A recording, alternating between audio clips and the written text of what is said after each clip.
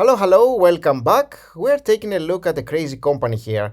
It's called AMTD Digital. It's a Hong Kong company that was actually up 300% yesterday.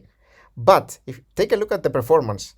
1 year ago, this was 2500 bucks. Yeah, you heard that correctly. And its 1 year low was 12 bucks. Quite some swings here, right? Take a look at this chart. This is absolutely insane. Recently, it has been going down, yet it had an insane rise yesterday. So what's going on with this one? What is this company, and does it make any sense to be adding to a portfolio? It is a tech sector company here with a $35 billion market cap. Interesting to and remember that actually for the rest of our analysis. If you take a look at our stock news page here, you will see quite a few pieces talking about news pieces talking about AMTD. And it's talking about the fact that it triples on no news and things of that sort, and pretty much discusses whether it's an interesting opportunity. Now, I wanted to take you through a couple of these, some details that we should know. AMTD is a financial services company based in Hong Kong that increased over 32,000% following its IPO in July, and saw several trading halts. Of course, the stock price is actually down nearly 90% from its closing high in August. Now, as you can understand, and you can see, this is almost like a trading vehicle here. The thing is, you could potentially be playing this one for a trade, but in this video, we're going to be examining it as a long-term company, because the long-term doings of this company could actually be a safety net in case you want to be taking it for a long-term trade. I mean, if it's a good company overall, who cares if it's if it's going to be trading higher or lower? And you have the added benefit that you have a cushion and a margin of safety if that's the case. So this is what we're going to be examining here. Now, AMT Digital stock more than triples on no news and has been halted 11 times for volatility. Again, some other news pieces here. And the other one that I wanted to mention is this one, which is sort of like the conservative eye, which I'm always with. I always do similar things. And it's talking about the business here. And it says that AMT Digital is diversified or maybe just unfocused. And it's hard to pinpoint exactly what they do. It's some sort of a fintech firm, it looks like here. And as you can see in their investor relations page, they're mentioning as the fusion reactor at the core of the MTD SpiderNet ecosystem. This company is a one-stop digital solutions platforms in Asia with businesses spanning multiple verticals, including digital financial services, digital media, content marketing, ecosystem solutions, and digital investments here. Interesting thing. And of course, we talked about the wild ride, and basically the article goes about and tells us a little bit about the company here. But let's examine the actual financials, because this is what we really care about. And you will see here that we are not starting very well. We are starting with a very high P/E ratio here, 1500. That is pretty high, and a price to free cash flow of 5700 as well, which is absolutely insane as well. And outstanding shares that are at least not really going up or down, and not too much debt in terms of when related to the free cash flow that the company generates. Now, you will notice these amazing key metrics here in terms of how much the company grows. But if you take a little bit of a closer look, you will see that the company just makes a measly 30 to 20 million, something of that sort. And it's just the reason that they started very low, the fact that this actually becomes too high. But think about this, like the company generates like 5 million, 20 million at best in terms of its free cash flow, and it's a $35 billion company. That's definitely not a lot. Now, you will see here that the price to sales is also super high, and the price to book is as well super high here. Now, I want to take a little bit of a look at the financial statements just to see what is happening here. Just take a little bit of a brief look. That's pretty much a new IPO, so we don't have too much data, of course. Making about 25 million in revenue and a net income of 27. You may be asking why it's higher. It can happen in some situations where there's like a one-off sale, for instance, of an asset, or they have comprehensive revenue from some other sources like investments. It is possible. It's not very usual, but it happens. And if we take a look at the balance sheet over here, you will see that the company has a total equity of just a few million here, 400 million, and total liabilities of 15 million, which is not a lot.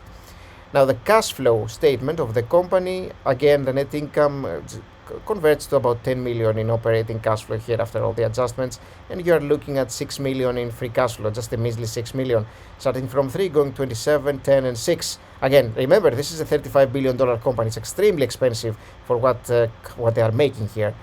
And now, the last thing, I mean, we can take a little bit of a look at the institutional holders. For example, of course, we are not having any here.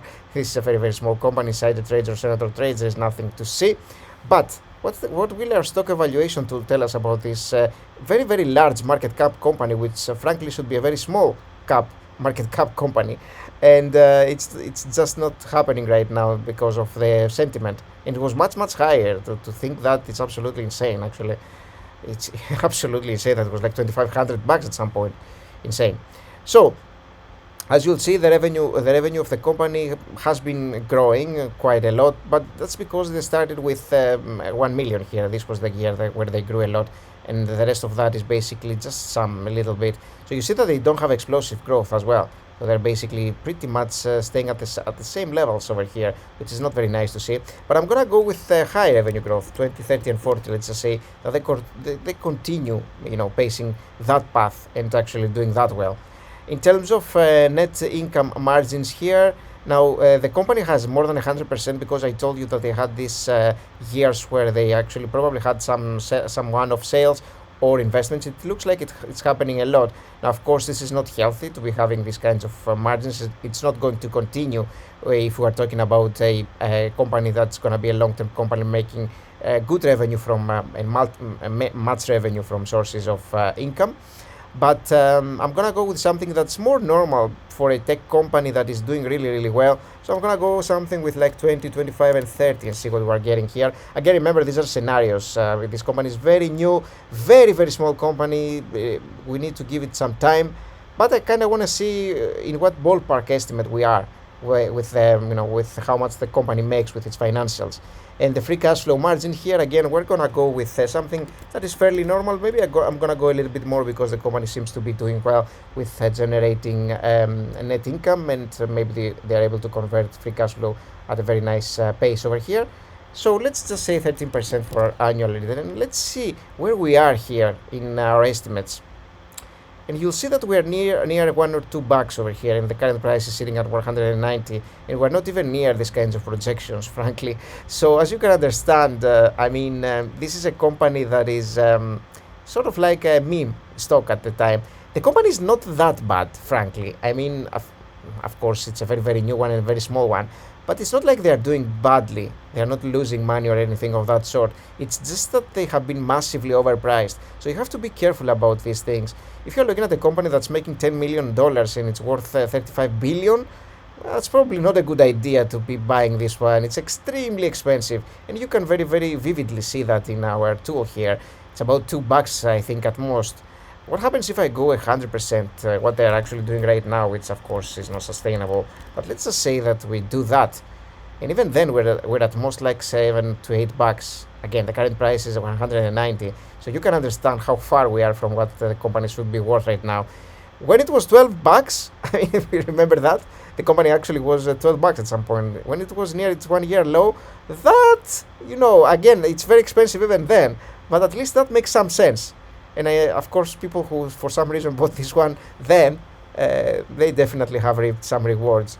But imagine the people who actually bought at these prices, absolutely unimaginable here. They lost a lot. Like they could have bought one stock, for instance. In some situations, they lost everything. Insane. Right now, the company is down 13%, it looks like, after hours, after this insane, super insane increase in the stock price. Some people taking profit, I assume. But thank you for watching. I hope you liked the video. Please leave a like if you did, and if you enjoy this kind of analysis, remember to subscribe as well.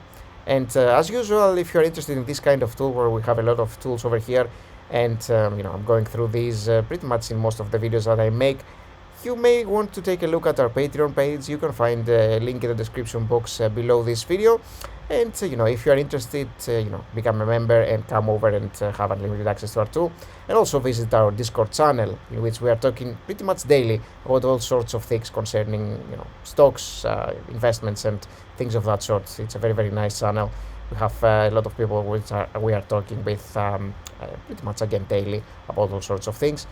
and would love to see you there. And remember, in the meantime, to take a look at the video that I made earlier, and I'm discussing what is going on right now with Alibaba in case you are interested in the company.